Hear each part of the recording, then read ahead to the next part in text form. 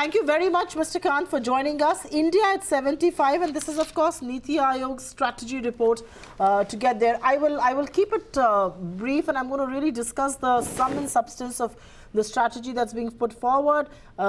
Growth, and to get to levels of 8% is really what the NITI Aayog outlines. Is there some admission that 8% perhaps, we've been stuck at 7% for the last 25 years, the best we can do at 8%? Are double-digit growth figures and all of that behind us? No, we are looking at 2022. Until then, 8% consistent rate of growth. This would require us to take the investment rate to about 36%. This would require us to take the tax-to-GDP ratio to about 22%. I think in the short term, looking at 8% and then growing, of course, we are very optimistic that if several sectors, mining, coal, power, petroleum, many of them start firing, then you can even cross the 8% barrier. But we need to look at ups and downs, and then over a long medium-term strategy of about 2022, we thought that 8% would be the right rate for India to grow. And this document really looks at the strategy to achieve that. Okay, Mr. Kant, I do want to point out to one of the things that has been said in the vision document and the strategy, and it says tax to GDP ratio at 22%. To get to that figure, the tax base will have to widen, rates will have to come down. Is it a given that there will be more tax compliance culture? Yes. And how are you going to ensure that without really taking the tax man to people's doorsteps? That's the big concern.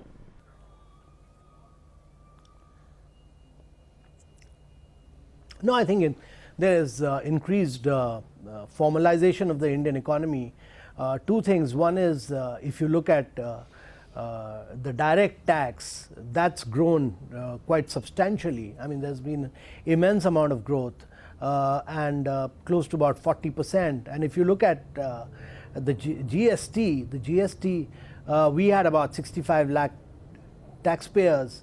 That's really grown in terms of, in a very short time, you've had additional 55 lakh taxpayers.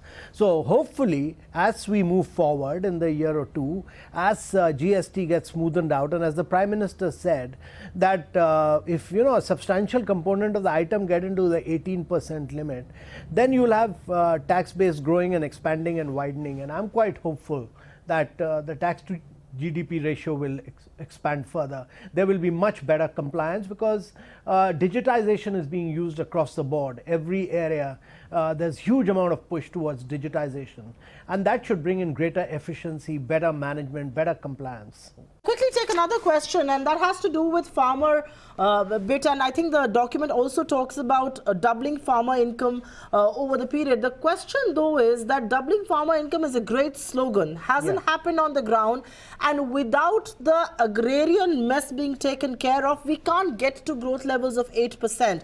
But one thing is to reform agriculture, modernize, and everything that the strategy document talks about. And the other thing is to make agriculture more remunerative, by at least moving people out of agriculture.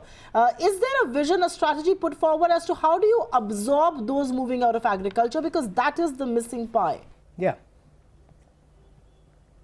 But Supriya, you're very right. I think the focus has to shift to productivity increase, focus has to shift to better value addition, focus has to shift to technology, focus has to shift to markets, restructuring of the agriculture markets, focus has to shift of how we can use really technology to make productivity grow, focus has to shift to better land management, land leasing, contract management, all this. That is really the key, and focus has to shift to allied activities, dairy, fisheries, horticulture, all these.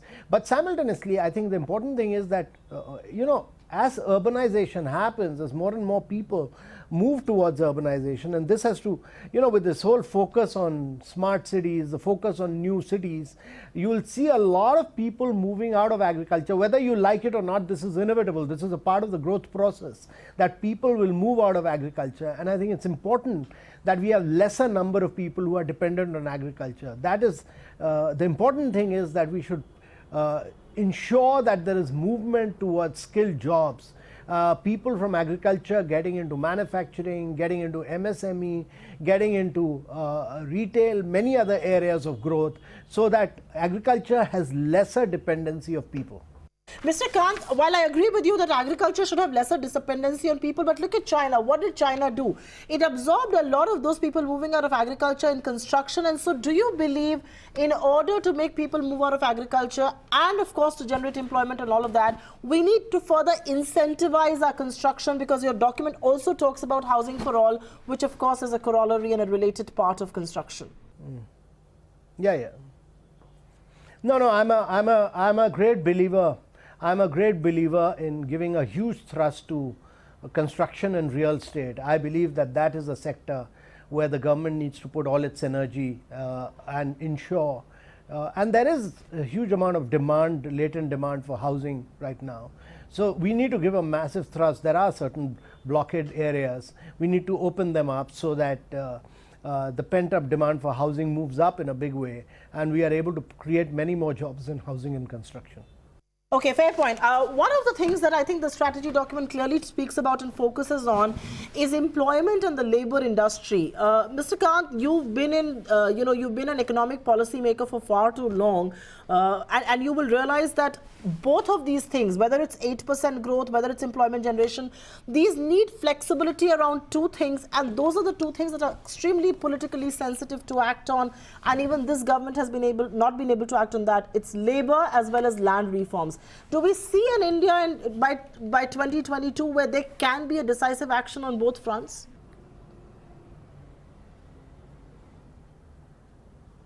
No, so Supriya, two things this government has done is to push for fixed term employment, contract employments, is push for apprenticeship, and I think this fixed term employment across all sectors, it started with textiles, but it's opened up vast avenues in all other sectors. And actually these days, you don't come across, and I interact with a lot of industrialists, none of them now say that there's a labor issue really as far as employment is concerned. They've found the solution through fixed term employment across sectors. I don't know whether you've come across people who talk about labor unions or labor movement or about not being able to employ people or any such thing. The answers have been found, and I think what we need to now really push for is great apprenticeship across. One of the challenges is that skilled people, the industry, Indian industry is still not paying a higher premium on them, and therefore, I mean, when you have a far more trained and skilled person, the industry must be willing to pay that incremental amount for that. That's not yet happening, but on the land side, we've ourselves in the NITI Aayog, we'd come out with two different documents, one on land leasing, one on contract. Many states have gone ahead with this land leasing and contract, and I think it's really for the states in a large country like India, which is bigger than 24 countries of Europe, is really for the states to push for more innovative, more revolutionary, more radical measures on land management now. Completely agree with you, but Mr. Kant, I want to talk to you about Indian Railways, and I think that's really the big port of reforms and development.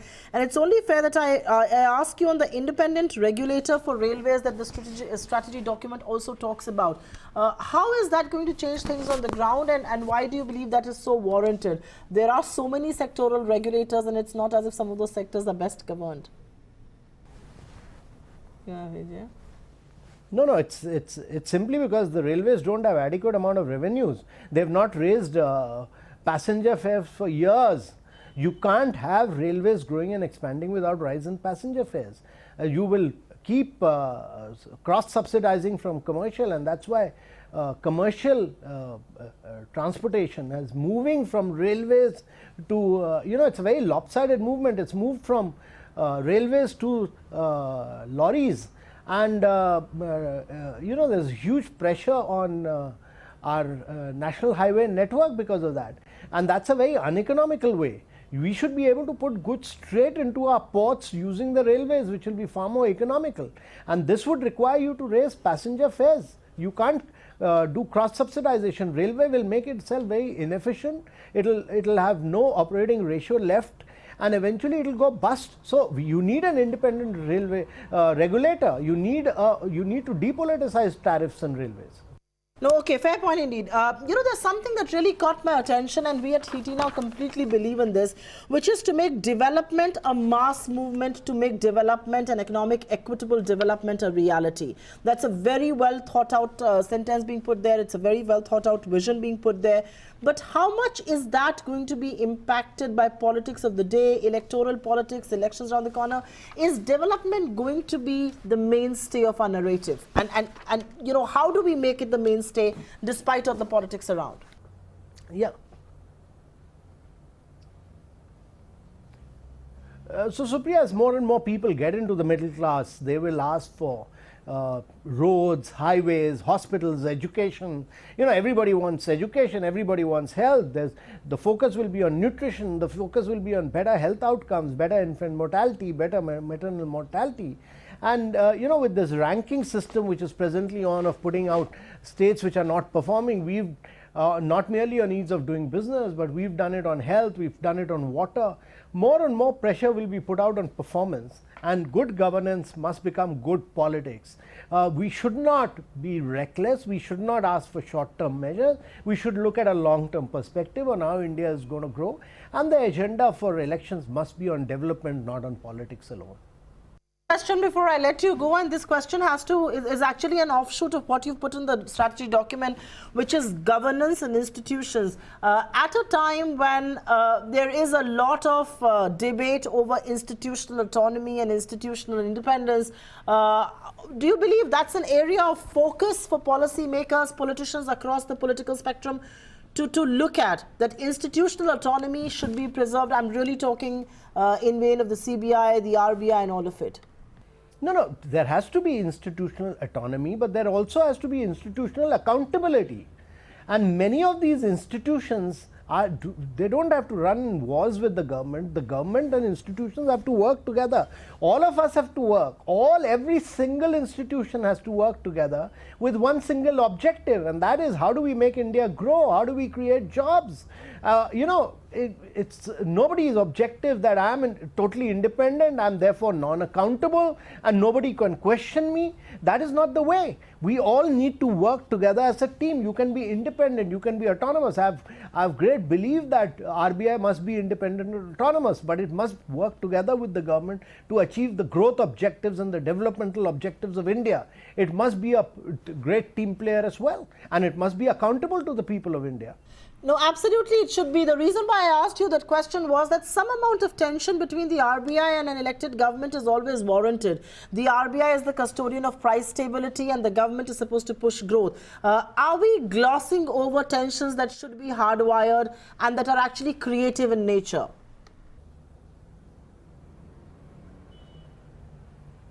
Yeah, but many of these issues need to be discussed and debated across the table, and I think that's been,